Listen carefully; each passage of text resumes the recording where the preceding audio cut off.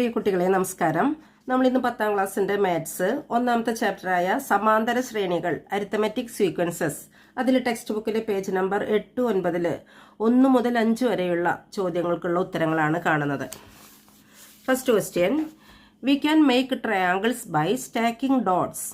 Write the number of dots in each triangle. Calculate the number of dots needed to make the next 3 triangles in this pattern. പൊട്ടുകൾ അടുക്കി ത്രികോണങ്ങൾ ഉണ്ടാക്കാം. ഓരോ ത്രികോണത്തിലുമുള്ള പൊട്ടുകളുടെ എണ്ണം എഴുതുക.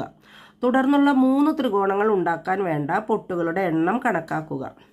ഇവിടെ കുറച്ച് dots പൊട്ടുകൾ ഒരു നിശ്ചിത പാറ്റേണിൽ ക്രമപ്പെടുത്തിയിരിക്കുകയാണ്. അപ്പോൾ ഇത് നമുക്ക് ഓരോന്നും ഓരോ ത്രികോണാകൃതിയിൽ ട്രയാങ്കിൾ ആകൃതിയിലാണെന്ന് നമുക്ക് കാണുന്നുണ്ട്. നമ്മളോട് പറഞ്ഞിരിക്കുന്നത് ഓരോ ത്രികോണത്തിലുമുള്ള പൊട്ടുകളുടെ എണ്ണം എഴുതുക. അത് നമുക്ക് ഇതെല്ലാം കൂടെ എണ്ണാൻ നമുക്ക് ബുദ്ധിമുട്ടില്ല. ഇതിൽ 1, 2, 3, ഇതിൽ 1, 2, 3, 4, 5, 6, 1, 2, 3, 4, 5, 6 അങ്ങനെ നമുക്ക് എണ്ണാം. പക്ഷേ ഇതൊരു നിശ്ചിത പാറ്റേണിൽ തന്നതുകൊണ്ട് ആ പാറ്റേണിന്റെ പ്രത്യേകത അനുസരിച്ച് അത് എണ്ണി കൂട്ടുന്നതാണ് നമുക്ക് എളുപ്പം. ഇവിടെ ആദ്യത്തേതിൽ 1 ഡോട്ട്, പിന്നെ 2 എണ്ണം. അപ്പം ഇതൊന്ന് പ്ലസ് ഈ 2 എണ്ണം കൂടി ആവുമ്പോൾ ഇതിൽ 3. ഇതിൽ 1 പ്ലസ് ഈ 2 എണ്ണം പ്ലസ് ഈ 3 എണ്ണം കൂടിയും കൂട്ടുമ്പോൾ സമം 1, 2, 3, 3, 3, 6. ഇവിടെ 3 എണ്ണമായിരുന്നു. അതായത് ഇത്രയ്ക്ക് വരെയാണ് ഇവിടെ ഉണ്ടായിരുന്നത്. അതിൻ്റെ കൂടെ ഈ ഒരു 3 എണ്ണം കൂടെ കൂടി. അപ്പം ആദ്യം 1 ആയിരുന്നു, പിന്നെ 2 ആയിരുന്നു, പിന്നത്തേൽ 3 എണ്ണമായിരുന്നു. അപ്പോൾ ഇതിൽ നിന്ന് ഇതിൽ കൂടുതലായിട്ടുള്ളത് ഈ 3 ഡോട്ടാണ്. അപ്പോൾ ഇവിടെ വരെ നമ്മൾ 3 എണ്ണി വെച്ചിട്ടുണ്ട്. അതിൻ്റെ കൂടെ ഈ 3 കൂടെ കൂട്ടിയാൽ മതി. 3 + 3 സമം നമുക്ക് 6 കിട്ടും. ഇനി ഇവിടെയോ, ഇവിടുത്തെ 1, 2 ഇവിടെ വരെ ഇതിലുണ്ടായിരുന്നു. ഇതും കൂടി ചേർന്നതാണ് ഇവിടെ. പിന്നെ കൂടുതലായിട്ടുള്ളത് എന്താണ്? 1, 2, 3, 4. ഈ 4 ഇതിനേക്കാൾ കൂടുതലുള്ളത്. ആ 6ൻ്റെ കൂടെ 4 കൂട്ടുമ്പോൾ നമുക്കിവിടെ ആകെ 10 എന്ന് കിട്ടുന്നു. ഇങ്ങനെയാണെങ്കിൽ തുടർന്നുള്ള 3 ത്രികോണങ്ങൾ ഉണ്ടാക്കാൻ വേണ്ട പൊട്ടുകളുടെ എണ്ണം കണക്കാക്കുക. ഇനി അടുത്തത് ഇതേപോലെ നമുക്ക് എഴുതി നോക്കാതെ തന്നെ നമുക്കത് കണക്കാക്കാവുന്നതാണ്. ഇതിനേക്കാൾ 3 കൂടുതലായിരുന്നു ഇതിൽ, ഇതിനേക്കാൾ 4 കൂടുതലാണ് ഇതിൽ. അപ്പോൾ അടുത്തതിൽ ഇതിനേക്കാൾ 5 അടുത്തൊരു വരിയും കൂടെ വരും. ഇത് 1, 2, 3, 4. അടുത്ത വരിയിൽ 5 ആവും, പിന്നത്തെ വരിയിൽ 6 ആവും, പിന്നത്തെ വരിയിൽ 7 ആവും. അങ്ങനെയാണ് ഒരു നിശ്ചിത പാറ്റേണിൽ ഈ പൊട്ടുകൾ അടുക്കിയിരിക്കുന്നത്. അപ്പം നമുക്ക് എങ്ങനെയാ അടുത്തതിൽ നമ്മൾ കണക്കാക്കണത്? 10 വരിയായിരുന്നു, അത് ഈ 4 കൂടെ കൂട്ടിയിട്ട് അടുത്തതിൽ 10 + 5 സമം 15 ആയിരിക്കും. പിന്നത്തേതിൽ 15ൻ്റെ കൂടെ 6 കൂട്ടേണ്ടത്, അപ്പോൾ 21 ആയിരിക്കും. അടുത്തതിൽ 21ൻ്റെ കൂടെ 7 കൂട്ടുമ്പോൾ നമുക്ക് 28 ആയിരിക്കും. അപ്പോൾ അടുത്ത ത്രികോണങ്ങളിലുള്ള ഓരോ ത്രികോണങ്ങളിലും ഇത് 3ാമത്തെ പാറ്റേൺ ആണ്. 4, 5, 6 പാറ്റേണുകളിൽ ഉള്ള ത്രികോണങ്ങളുടെ ആകെ ഡോട്ടുകളുടെ എണ്ണം 15 ആണ്. 4ാമത്തേതിൽ 21 ആണ്. 5ാമത്തേതിൽ 28 ആണ്. പിന്നത്തെ പാറ്റേണിലെ ആകെ പൊട്ടുകളുടെ എണ്ണം. അപ്പം ഇതാണ് നമ്മുടെ ഉത്തരം. അപ്പം നമ്മുടെ ചോദ്യത്തിൻ്റെ ഉത്തരം, ഓരോ ത്രികോണത്തിലുമുള്ള പൊട്ടുകളുടെ എണ്ണം എഴുതുക. തുടർന്നുള്ള 3 ത്രികോണങ്ങൾ ഉണ്ടാക്കാൻ വേണ്ട പൊട്ടുകളുടെ എണ്ണം കണക്കാക്കുക. അപ്പോൾ ഇതിൽ ആദ്യത്തെ ത്രികോണത്തിൽ 3 എണ്ണമാണുള്ളത്. അടുത്തതിൽ 3, 3, 6 എണ്ണമാണുള്ളത്. ഇതിൽ 6, 4, 10 ആണുള്ളത്. ഇതാണ് ആദ്യത്തെ ചോദ്യത്തേതിൻ്റെ ഉത്തരം. പിന്നത്തേതിൻ്റെ ഉത്തരമാണ് 15, 21, 28. Second question, from the sequence equilateral triangle, square, regular pentagon and so on of regular polygons form the following sequences. Number of sides 3, 4, 5, 6, etc. Sum of inner angles, sum of outer angles, an inner angle, an outer angle. സമഭുജ ത്രികോണം, സമചതുരം, സമപഞ്ചഭുജം എന്നിങ്ങനെ തുടരുന്ന ജാമിതീയ രൂപങ്ങളുടെ ശ്രേണിയിൽ നിന്ന് ചുവടെ പറയുന്ന സംഖ്യാശ്രേണികൾ ഉണ്ടാക്കുക. വശങ്ങളുടെ എണ്ണം 3, 4, 5, 6 എക്സിട്ര ഒരു എക്സാമ്പിൾ തന്നിട്ടുണ്ട്. പിന്നെ അകക്കോണുകളുടെ തുക, പുറം കോണുകളുടെ തുക, ഒരു അകക്കോണിൻ്റെ അളവ്, ഒരു പുറം കോണിൻ്റെ അളവ്, ഇത്രയൊക്കെയാണ് നമുക്ക് കാണേണ്ടത്. അപ്പോൾ നമ്മൾ ഒരു ഏകദേശ ചിത്രം വരച്ചിട്ടുണ്ട്. ഇത് സമഭുജ ത്രികോണം, സമചതുരം, സമപഞ്ചഭുജം എന്നിങ്ങനെ തുടരുന്ന ജ്യാമിതീയ രൂപങ്ങൾ. കുട്ടികളെ ഇവിടെ ഒരു കാര്യം ഒന്ന് ശ്രദ്ധിക്കണം. സമഭുജ ത്രികോണം എന്ന് പറഞ്ഞാൽ അതിൻ്റെ എല്ലാ സൈഡ്സും ഈക്വലാണ്, എല്ലാ ആംഗിൾസും ഈക്വലാണ്, എല്ലാ കോണുകളും തുല്യമാണ്, എല്ലാ വശങ്ങളും തുല്യമാണ്. അതേപോലെ തന്നെയാണ് സമചതുരവും. സ്ക്വയർ എന്ന് പറഞ്ഞാലും അതിൻ്റെ എല്ലാ വശവും തുല്യമാണ്, ആംഗിൾസും എല്ലാം തുല്യമാണ്. അത് നമുക്ക് പ്രത്യേകിച്ച് എടുത്തു പറയണ്ട. പക്ഷേ ജ്യാമിതീയ രൂപങ്ങളിൽ, അതായത് ജിയോമെട്രിക്കൽ ഫിഗേഴ്സിൽ ഈ രണ്ടെണ്ണം ഒഴിച്ച് തുടർന്ന് അങ്ങോട്ട് സൈഡ്സിൻ്റെ എണ്ണം കൂടുതലുള്ള നമ്മുടെ പോളിഗണുകളിലെല്ലാം പഞ്ചഭുജം, ഷഡ്ഭുജം അങ്ങനെ തുടർന്ന് അങ്ങോട്ട് വരുന്ന എല്ലാ പോളിഗണിലും സൈഡ്സ് ഈക്വൽ ആണെങ്കിലും ആംഗിൾസ് വ്യത്യസ്തമാവാം. അതേപോലെ ആംഗിൾസ് എല്ലാം ഈക്വൽ ആണെങ്കിലും സൈഡ്സ് ഈക്വൽ ആവണമെന്നില്ല. അപ്പോൾ സൈഡ്സും ആംഗിൾസും ഈക്വൽ ആയിട്ടുള്ള പോളിഗണിനെ ആണ് റെഗുലർ പോളിഗൺ എന്ന് പറയുന്നത്. നമ്മൾ സമപഞ്ചഭുജം, സമഷഡ്ഭുജം എന്ന് പറഞ്ഞാൽ നമ്മൾ മനസ്സിലാക്കേണ്ടത് അതിൻ്റെ എല്ലാ സൈഡ്സും ഈക്വലാണ്, എല്ലാ ആംഗിൾസും ഈക്വലാണ്. ഇനി നമുക്ക് നോക്കാം. സമഭുജ ത്രികോണം, സമചതുരം, സമപഞ്ചഭുജം എന്നിങ്ങനെ തുടരുന്ന ജ്യാമിതീയ രൂപങ്ങളുടെ ശ്രേണിയിൽ നിന്ന് ചുവടെ പറയുന്ന സംഖ്യാശ്രേണികൾ ഉണ്ടാക്കുക. വശങ്ങളുടെ എണ്ണം. അപ്പോൾ വശങ്ങളുടെ എണ്ണം അവരൊന്നാമത്തെ അത് നമുക്കൊരു എക്സാമ്പിളായിട്ട് തന്നിട്ടുണ്ട്. ഇതിൻ്റെ ട്രയാങ്കിളിൽ അല്ലെങ്കിൽ സമഭുജ ത്രികോണത്തിൽ വശങ്ങളുടെ എണ്ണം 1, 2, 3, ഇതിൽ 4, അടുത്തതിൽ 5, 6 എക്സിട്ര വശങ്ങളുടെ എണ്ണം. ഇനി അടുത്ത ചോദ്യം, അകക്കോണുകളുടെ തുക, അതായത് ഓരോന്നിൻ്റെയും ഇന്നർ ആംഗിൾസിൻ്റെ sum of the inner angles അല്ലെങ്കിൽ അകക്കോണുകളുടെ തുക. അപ്പോൾ ഒരു ത്രികോണത്തിൻ്റെ ഈ 3 കോണുകളുടെയും തുക 180 ആണെന്ന് നമുക്കറിയാം, അത് നമ്മൾ പഠിച്ചിട്ടുണ്ട്. അപ്പോൾ ത്രികോണത്തിൻ്റെ 180.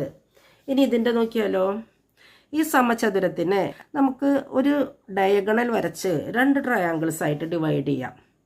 അപ്പോൾ ഒരു ട്രയാങ്കിളിൻ്റെ 180 ആണെന്ന് നമുക്കറിയാം. അപ്പോൾ ഇത് 2 ട്രയാങ്കിൾ ഉണ്ട്. അപ്പോൾ ഇത് 180, ഇതും 180. അപ്പോൾ ഇവിടെ 2 ട്രയാങ്കിൾ ഉള്ളത് കൊണ്ട് ഇതിൻ്റെ ആകെ ഈ ആംഗിളുകളുടെ സം എന്ന് പറയുന്നത് 2 × 180. ഇനി അതേപോലെ ഇതിനെയും നമുക്ക് ബേസിക്കലി ട്രയാങ്കിളിൻ്റെ ത്രികോണത്തിൻ്റെ കോണുകളുടെ തുകയാണ്, ആകെ കോണുകളുടെ തുകയാണ് അറിയുന്നത്. അത് വെച്ച് നമ്മൾ ഓരോന്നിൻ്റെയും കണ്ടുപിടിക്കുകയാണ്. ഇതെങ്ങനെയാണ് കണ്ടുപിടിച്ചേ? ഒരു ഡയഗണൽ, ഒരു വികരണം വരച്ചപ്പോൾ ഈ സ്ക്വയർ 2 ട്രയാങ്കിൾസായി മാറി. ഓരോ ട്രയാങ്കിൾസിൻ്റെയും സം ഓഫ് ദ ആംഗിൾസ്, ആകെ കോണുകളുടെ തുക 180 ആണെന്നറിയാം. അപ്പോൾ ഈ ട്രയാങ്കിളിൻ്റെ 180, ഈ ട്രയാങ്കിളിൻ്റെ 180, അപ്പോൾ ആകെ 2 180. ഇനി അതേപോലെ ഇതും ഒരു ഇവിടെ നിന്ന് 1, 2 നമുക്ക് എത്ര ട്രയാങ്കിളായിട്ട് ഡിവൈഡ് ചെയ്യാൻ പറ്റും? 3 ട്രയാങ്കിളായിട്ട് ഡിവൈഡ് ചെയ്യാം. അപ്പോൾ 1, 2, 3. അപ്പോൾ ഈ ട്രയാങ്കിളിൻ്റെ ആകെ കോണുകളുടെ തുക sum of the inner angles 180 ആണ്. ഇത് 180 ആണ്, ഇത് 180 ആണ്. അപ്പോൾ ആകെ എത്രയുണ്ട്? 3 180. അങ്ങനെയാണെങ്കിൽ അടുത്തതിൻ്റെ ഷഡ്ഭുജത്തിൻ്റെ എന്തായിരിക്കും? 4 180, 5 180 എക്സിട്ര. അപ്പോൾ ഇതൊരു 180, ഇത് 2 180 എന്ന് പറഞ്ഞാൽ 2 × 180 360, ഇത് 180 × 3 540 എക്സിട്ര. ഇനി അടുത്തത് പുറം കോണുകളുടെ തുക, അതായത് outer angles, sum of the outer angles. അത് നമ്മൾ 8ാം ക്ലാസ്സിൽ പഠിച്ചിട്ടുള്ളതാണ്. ഏത് ജ്യാമിതീയ രൂപമാണെങ്കിലും ഏത് ജിയോമെട്രിക്കൽ ഫിഗേഴ്സ് ആണെങ്കിലും അതിൻ്റെ നമ്പർ ഓഫ് സൈഡ്സ് എത്രയാണെങ്കിലും അതിൻ്റെ sum of the outer angles 360 ആണ് എന്ന് നമ്മൾ 8ാം ക്ലാസ്സിൽ അത് പ്രൂവ് ചെയ്തിട്ടുണ്ട്, തെളിയിച്ചിട്ടുണ്ട്. അത് നിങ്ങൾക്കറിയാം. അപ്പോൾ ട്രയാങ്കിളിൻ്റെ ഔട്ടർ ആംഗിൾസിൻ്റെ സമ്മ് അല്ലെങ്കിൽ പുറം കോണുകളുടെ തുക 360. അപ്പോൾ എല്ലാം 360 ആണ്. അപ്പോൾ സൈഡ്സ് എത്രയാണെങ്കിലും അതിൻ്റെ പുറം കോണുകളുടെ തുക 360. ഇനി ഒരു അകക്കോണിൻ്റെ അളവ്. ഇവിടെ എല്ലാ ആംഗിൾസും ഈക്വൽ ആണെന്ന് പറഞ്ഞു. അപ്പോൾ ഇവിടെ ആകെ 180 ആണ്. അപ്പോൾ ഒരെണ്ണത്തിൻ്റെ കാണാൻ എന്ത് ചെയ്താൽ മതി? 180/3 എത്ര വരിക? 3 18 6, ഈ 0 ചേർത്താൽ മതി, 60. ഇനി ഇതിലോ ആകെ 360 ആണ്. അതിൽ എത്ര ആംഗിളുണ്ട്, എത്ര കോണുകളുണ്ട്? 4 എണ്ണം ഉണ്ട്. 4, ഈ 4 9 9 4 36 0 90. ഇനി ഇതിലോ ആകെ 540 അതിൽ എത്ര ആംഗിളാണ്, എത്ര കോണുകളാണ്? 1 2 3 4 5. അതിനെ 5 കൊണ്ട് ഡിവൈഡ് ചെയ്യുമ്പോൾ ഈ 5 ഇതിലൊരു പ്രാവശ്യം. ഇവിടെ ഒന്ന് ശ്രദ്ധിക്കേണ്ടത്, ഈ 5 ഇതിലൊരു പ്രാവശ്യം കഴിഞ്ഞാൽ ഈ പിന്നെയുള്ളത് 4ആണ്. 4ൽ ഈ 5 പോവില്ല. അപ്പോൾ അവിടെ നമ്മൾ 0 ഇടണം. ഇത് പലരും തെറ്റിക്കാറുണ്ട്. അപ്പോൾ 5ലൊരു പ്രാവശ്യം, അത് കഴിഞ്ഞാൽ 4ൽ 5 പോവില്ല. അപ്പോൾ ഇവിടെ ഒരു 0 ഇട്ടു. ഇനി നമുക്ക് 40 എടുക്കാം. 40ൽ 8 എണ്ണഞ്ച് 40. അപ്പോൾ അത് 108. അപ്പോൾ ഓരോ അകക്കോണിൻ്റെ അളവ് ഇത് 60, ഇത് 90, ഇത് 108. ഇനി ഒരു പുറം കോണിൻ്റെ അളവ്, അപ്പോൾ പുറം കോണിൻ്റെ അളവ് 360 ആണ്. എല്ലാത്തിനും total some of the outer angles 360 ആണെന്നറിയാം. അപ്പം ഇനി അതിൻ്റെ ഒരെണ്ണത്തിൻ്റെയാണ് ചോദിച്ചിരിക്കുന്നത്, ഓരോന്നിൻ്റെയും. അപ്പോൾ 360. പുറം കോണുകളും ഇവിടെ ഓരോന്നാണ്. അപ്പോൾ ഇതിനെന്തുകൊണ്ടാണ് ഡിവൈഡ് ചെയ്യേണ്ടത്? എല്ലാത്തിനും ഇവിടെ 360നെ 3 കൊണ്ട് ഡിവൈഡ് ചെയ്താൽ ഹരിച്ചാൽ 3 ഇതിലൊരു പ്രാവശ്യം, 6ൽ 2, ഇത് 0. അപ്പോൾ 120. ഇനി ഇതിൻ്റെ കാര്യത്തിലോ 360 തന്നെയാണ്. പക്ഷേ ആ ആംഗിള് കോണുകളുടെ എണ്ണം ഇതിൽ 3 ആണെങ്കിൽ ഇതിന് 4 കൊണ്ട്, ഇതിന് 5 കൊണ്ട്, അത്രയ്ക്കേ ഉള്ളൂ. ഇതിന് 4 കൊണ്ടാവുമ്പോൾ 9 4 36 0. അപ്പോൾ 90. ഇവിടെയാണെങ്കിൽ 360നെ നമ്മൾ 5 കൊണ്ട്, അപ്പോൾ 7 5 35. അവിടെ ബാക്കി 1 ഉണ്ട്. 10ൽ 5 2 പ്രാവശ്യം. അപ്പോൾ എത്രയൊക്കെയാണ് കിട്ടിയത്? 120, 90, 72. ഇതാണ് നമ്മുടെ ഉത്തരം. Third question. Write the sequence of natural numbers which leave remainder 1 on division by 3 and the sequence of natural numbers which leave remainder 2 on division by 3. 3 കൊണ്ട് ഹരിച്ചാൽ 1 ശിഷ്ടം വരുന്ന എണ്ണൽ സംഖ്യകളുടെയും 2 ശിഷ്ടം വരുന്ന എണ്ണൽ സംഖ്യകളുടെയും ശ്രേണികൾ എഴുതുക. അപ്പോൾ 3 കൊണ്ട് ഹരിച്ചാൽ 1 ശിഷ്ടം വരുന്നത് 3, 6, 9 എക്സിട്ര. ഇതിലൊക്കെ 3 ഡിവൈഡ് ചെയ്ത് പോകുന്ന ഡിവിസിബിൾ ആയിട്ടുള്ള ഹരിച്ചു പോകുന്ന സംഖ്യകളാണ്. ഇതിന് ശിഷ്ടം വരുന്നില്ല. പക്ഷെ 1 ശിഷ്ടം വരണമെങ്കിൽ അപ്പോൾ എന്ത് വേണം? 1 ബാക്കി വരണമെങ്കിൽ ഈ 3ൻ്റെ കൂടെ 1 കൂടി വരണം. അപ്പം 4, 6ൻ്റെ കൂടെ 1 കൂടെ വരണം 7, 9ൻ്റെ കൂടെ 1 കൂടെ വരണം 10 അല്ലേ? അപ്പം 4, 7, 10 എക്സിട്ര. അപ്പോൾ ആ 3 ഡിവൈഡ് ചെയ്ത് പോകുന്ന ഡിവിസിബിൾ ആയിട്ടുള്ള ആ നമ്പേഴ്സിൻ്റെ കൂടെ ഒക്കെ ഓരോ 1 കൂട്ടിയാൽ മതി. ഇനി നമ്മളോട് ചോദിച്ചിരിക്കുന്നത് ഒരു കാര്യം കൂടെ ശ്രദ്ധിക്കേണ്ടത്, 1 ശിഷ്ടം വരുന്ന എണ്ണൽ സംഖ്യകൾ നാച്ചുറൽ നമ്പേഴ്സ് എന്ന് പറഞ്ഞാൽ 1 മുതലാണ് തുടങ്ങുന്നത്. ഇവിടെ 4, 7, 10 എക്സിട്ര. ഈ 4നെ 3 കൊണ്ട് ഡിവൈഡ് ചെയ്താൽ അതിൻ്റെ കോഷ്യൻ്റ് അല്ലെങ്കിൽ ഹരണഫലം 3 3 എന്നിട്ടാണ് ശിഷ്ടം റിമൈൻഡർ 1 വരുന്നത്. 7ലാണെങ്കിലോ ഈ 3 6, ശിഷ്ടം 1. ഇവിടെ 3 3 9, ശിഷ്ടം 1. അതേപോലെ തന്നെ ഹരണഫലം ഇവിടുത്തെ ഹരണഫലം 1 കോഷ്യൻ്റ് 1. ഇവിടെ ഹരണഫലം 2, ഇവിടെ 3. ഇതേപോലെ ഹരണഫലം ചിലപ്പോൾ 0 വരാം അല്ലേ? ഇതേപോലെ ഹരണഫലം 0 വരാം. അപ്പോൾ അതിൻ്റെ ശിഷ്ടമായിട്ട് വരുന്നത് 1. ആദ്യത്തെ 1 കൂടെ ഈ ശ്രേണിയിൽ ഉൾപ്പെടുത്തണം. അപ്പോൾ ആ ശ്രേണി എന്ന് പറയുന്നത് 1, 4, 7, 10 എക്സിട്ര. ഇതാണ് 3 കൊണ്ട് ഡിവൈഡ് ചെയ്താൽ 1 റിമൈൻഡർ വരുന്നത്. 3 കൊണ്ട് ഹരിച്ചാൽ 1 ശിഷ്ടം വരുന്ന എണ്ണൽ സംഖ്യകൾ. ഇനി 2 ശിഷ്ടം വരുന്നതോ? അപ്പോൾ അതേപോലെ തന്നെ 3, 6, 9 അതിൻ്റെ കൂടെ എത്ര കൂട്ടിയാൽ മതി? 2 കൂട്ടിയാൽ മതി. അപ്പം നമുക്ക് 5, 6ൻ്റെ കൂടെ 2 കൂട്ടുമ്പോൾ 8, 9ൻ്റെ കൂടെ 11. ഇവിടെയും 2 ശിഷ്ടം വരണമെങ്കിൽ ഇപ്പുറത്ത് ഒരു 2. ഇതാണ് നമ്മുടെ ശ്രേണി. Fourth question. Write in ascending order the sequence of natural numbers with last digit 1 or 6. Describe this sequence in 2 other ways. 1ലോ 6ലോ അവസാനിക്കുന്ന എണ്ണൽ സംഖ്യകൾ വലുപ്പക്രമത്തിൽ എഴുതുക. ഈ ശ്രേണിയെ മറ്റു 2 തരത്തിൽ വിവരിക്കുക. അപ്പോൾ 1ലോ 6ലോ അവസാനിക്കുന്നത് വലുപ്പക്രമത്തിൽ എന്ന് പറഞ്ഞാൽ ചെറുതിൽ നിന്ന് വലുതിലേക്ക് ആ ക്രമത്തിൽ. അപ്പോൾ ഒന്നിൽ അവസാനിക്കുന്ന സംഖ്യകൾ നമുക്ക് സ്റ്റാർട്ട് ചെയ്യുമ്പോൾ ഒന്നൊരു സംഖ്യ, പിന്നെ ഒന്നിലോ ആറിലോ, അപ്പോൾ 6, പിന്നെ 11, 16, 21 എക്സിട്ര. ഇങ്ങനെ എഴുതാം നമുക്ക് ആ സംഖ്യകൾ. ഇനി ഈ ശ്രേണിയെ മറ്റു 2 തരത്തിൽ വിവരിക്കുക. ഇവിടെ 1 കഴിഞ്ഞാൽ 6 ആണ്. 6 കിട്ടുന്നത് 1ന്റെ കൂടെ 5 കൂട്ടുമ്പോഴാണ്. 6ന്റെ കൂടെ 5 കൂട്ടുമ്പോഴാണ് 11. 11ന്റെ കൂടെ 5 കൂട്ടുമ്പോൾ. അപ്പോൾ ഇതിൽ ഓരോ ടേമും അല്ലെങ്കിൽ ഓരോ പദങ്ങളും 5 കൂട്ടി കൂട്ടി പോവുകയാണ്. അപ്പോൾ 1ലാണ് തുടങ്ങുന്നത്. അപ്പോൾ 1ൽ തുടങ്ങി 5 കൂട്ടി പോകുന്ന ശ്രേണി എന്ന് പറയാം. 5 കൂട്ടി പോകുന്ന ശ്രേണി. 1ൽ സ്റ്റാർട്ട് ചെയ്തിട്ട് അതിൽ 5 ആഡ് ചെയ്ത് പോകുന്ന ഒരു സീക്വൻസ് ആണ്. 5 കൊണ്ട് ഡിവൈഡ് ചെയ്താൽ, 5 കൊണ്ട് ഹരിച്ചാൽ ശിഷ്ടം 1 വരുന്ന ശ്രേണി. അപ്പോൾ 5 കൊണ്ട് ഹരിച്ചാൽ ശിഷ്ടം 1 വരുന്ന ശ്രേണി. അപ്പം നമ്മളിത് 2 രീതിയിൽ പറഞ്ഞത്. ഈ ശ്രേണിയെ 1ൽ തുടങ്ങി 5 കൂട്ടി കൂട്ടി പോകുന്ന ഒരു ശ്രേണി എന്ന് പറയാം. അതായത് 1ൽ സ്റ്റാർട്ട് ചെയ്തിട്ട് 5 ആഡ് ചെയ്ത് പോകുന്ന ഒരു സീക്വൻസ്.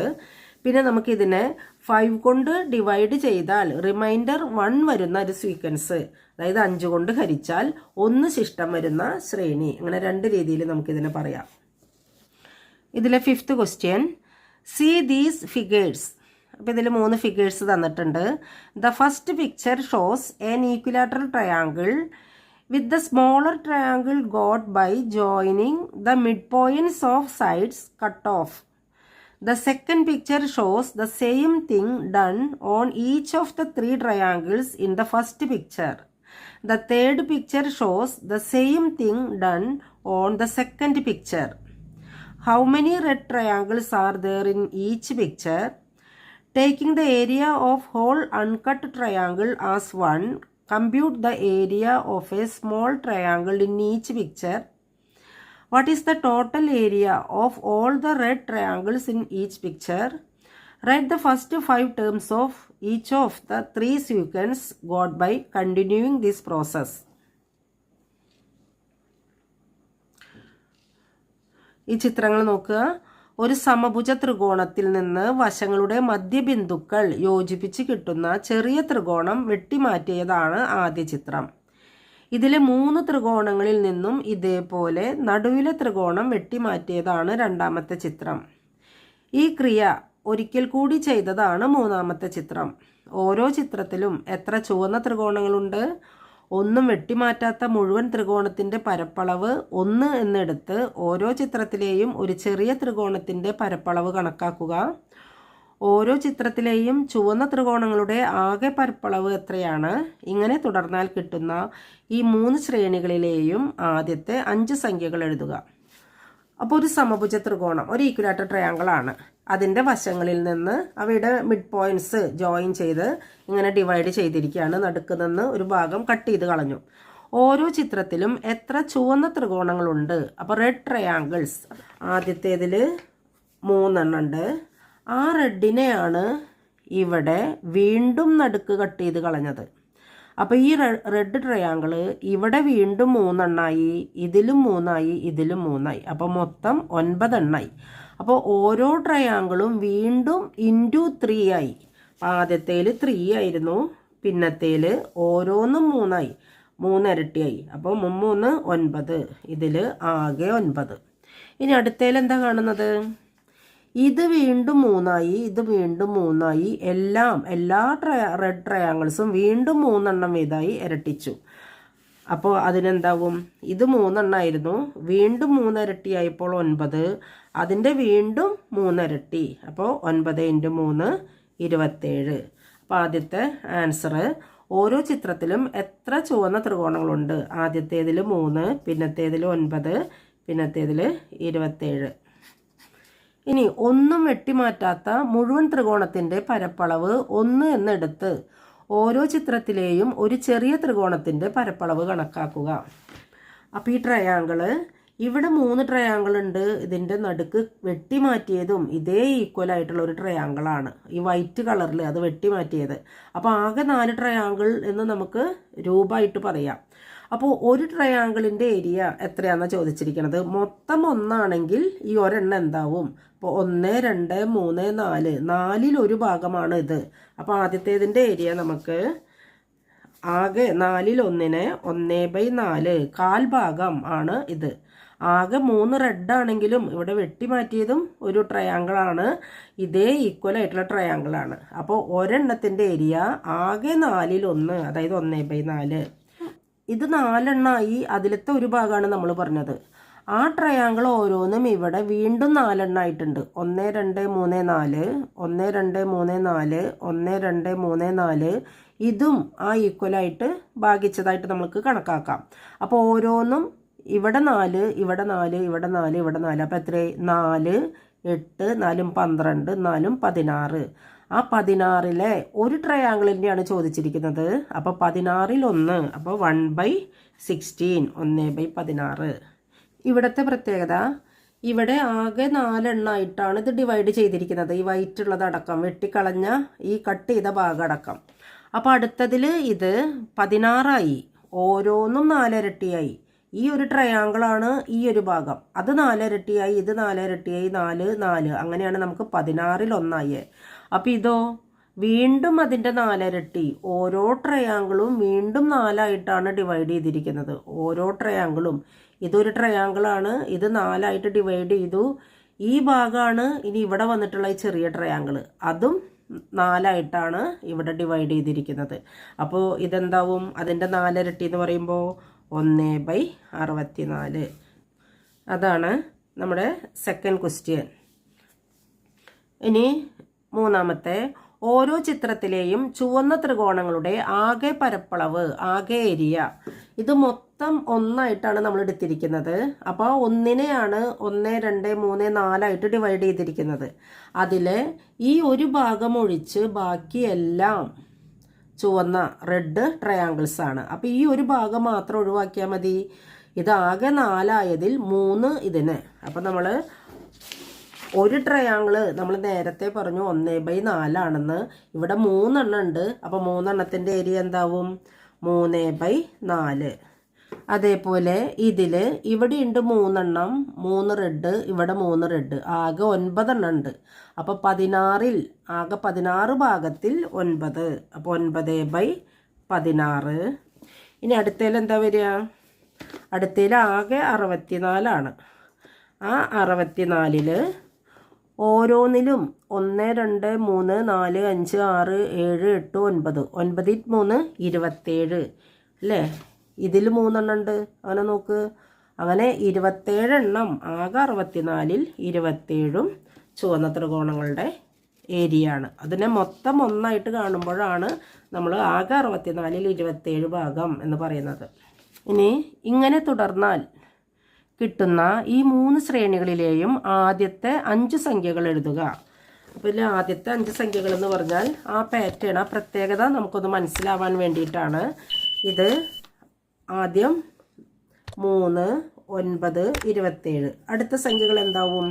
ഇത് 3 മടങ്ങ് 3 മടങ്ങായിട്ടാണ്. അപ്പോൾ 3 × 3 ആണ് 9, 9 × 3 ആണ് 27. അപ്പോൾ അടുത്തത് 27 × 3 7 21 2 23 6 2 81. ഇനി അടുത്തത് 81 × 3 3 3 24 243. ഇനി ഇതോ, ഇതിൻ്റെ 5 എണ്ണം 1/4 1/16 1/64. ഇവിടെ എന്താ ഉണ്ടാവുന്നത്? 4 മടങ്ങായിട്ടാണ് മാറുന്നത്. 4 × 4 16, 16 × 4 64, 64 × 4 16 24 1 25 1/256. അടുത്തത് വീണ്ടും ഇതിന് 4 ഉണ്ട്. 6 4 24 2 20 22 2 24 8 2 10 1/1024. ഇനി ഇത് 3 9 27. അതിൻ്റെ നമ്മൾ ഇവിടെ കണ്ടിട്ടുണ്ട്. 3 9 27 എന്ത് മാറ്റാ പിന്നെ വരുന്നത്? 81/. 81. 3, 9, 27 അപ്പോൾ അത് ആ പാറ്റേണിലാണ് പോണത്. അപ്പോൾ അതിൻ്റെ ന്യൂമറേറ്ററുകൾ അല്ലെങ്കിൽ അംശങ്ങൾ 81, 243 ആവും. ആദ്യം 5 എണ്ണം എഴുതണമെന്ന് പറഞ്ഞിട്ടുണ്ട്. അപ്പോൾ തുടക്കം തൊട്ട് നമുക്ക് എഴുതാം. 3/4, 9/16, 27/64. അപ്പോൾ അടുത്തത് 27 കഴിഞ്ഞാൽ 81/256 അല്ലേ? ഇത് 3 ഇരട്ടിയും ഇത് 4 ഇരട്ടിയും. അടുത്തത് 243/1024 നമ്മുടെ ഉത്തരം. കുട്ടികളെ, ചതുഷ്ക്രിയകൾ പ്രാക്ടീസ് ചെയ്യുന്നതിനായി ഞാനൊരു ക്വിസ് ഇവിടെ കൊടുക്കുന്നുണ്ട്. എല്ലാവരും അതിൻ്റെ ഉത്തരം കണ്ടെത്തണം. താഴെയുള്ള സംഖ്യകൾ ഉപയോഗിച്ചാണ് അത് പൂരിപ്പിക്കേണ്ടത്. ഇതിൻ്റെ ആൻസർ ഞാൻ അടുത്ത വീഡിയോയിൽ ഇടുന്നതാണ്. പ്രിയ കുട്ടികളെ, പുതിയ അധ്യയന വർഷം തുടങ്ങുകയാണ്. തുടക്കം മുതലേ എല്ലാവരും നന്നായി പരിശ്രമിക്കണം. എൻ്റെ കുട്ടിക്കാലത്ത് മലയാള പാഠപുസ്തകത്തിൽ ഞാൻ പഠിച്ച ഒരു പാഠം ഓർക്കുകയാണ്. അതിനെ ഒരു കഥയായി തന്നെ കണ്ടാൽ മതി. ഫ്രഞ്ച് ചക്രവർത്തിയായിരുന്ന നെപ്പോളിയൻ ബോണപ്പാർട്ട് അദ്ദേഹത്തിൻ്റെ ജീവിതത്തിൽ സ്വീകരിച്ചിട്ടുള്ള പാലിച്ചു പോന്ന ഒരു വാചകമാണ് നത്തിങ് ഈസ് ഇമ്പോസിബിൾ, അസാധ്യമായി ഒന്നുമില്ല. അത് സാധൂകരിക്കുന്ന ഒരു കഥയാണ് ഞാൻ കുട്ടിക്കാലത്ത് പഠിച്ചത്. പണ്ട് ഒരു കൊട്ടാരത്തിൽ കുറേ മല്ലന്മാരായ ഗുസ്തിക്കാരുണ്ടായിരുന്നു. അതിലെ ഒരു ഗുസ്തിക്കാരൻ തൻ്റെ മസിൽ പവർ കൂട്ടാനായി ആയിടെ കൊട്ടാരത്തിൽ പ്രസവിച്ച ഒരു ആനക്കുഞ്ഞിനെ സ്വന്തം തലയ്ക്ക് മുകളിൽ ഉയർത്തുകയുണ്ടായി. അത് പിറ്റേ ദിവസവും തുടർന്നുള്ള ദിവസങ്ങളിലും അയാൾ ചെയ്തു പോന്നു. തലേ ദിവസം ചെയ്ത പ്രവൃത്തി പിറ്റേ ദിവസം 24 മണിക്കൂറിന് ശേഷം വീണ്ടും ചെയ്യുന്നതിന് അയാൾക്ക് ബുദ്ധിമുട്ടുണ്ടായില്ല. ഈ പ്രവൃത്തി നിരന്തരം ചെയ്തു പോന്നപ്പോൾ ഒരു ദിവസം പൂർണ്ണ വളർച്ചയെത്തിയ ഒരു ആനയെ തന്നെ അയാൾക്ക് ഉയർത്താൻ കഴിഞ്ഞു എന്നതാണ് കഥ. ആനയെ ഉയർത്തിയോ ഇല്ലയോ എന്നുള്ളത് നമ്മുടെ വിഷയമല്ല.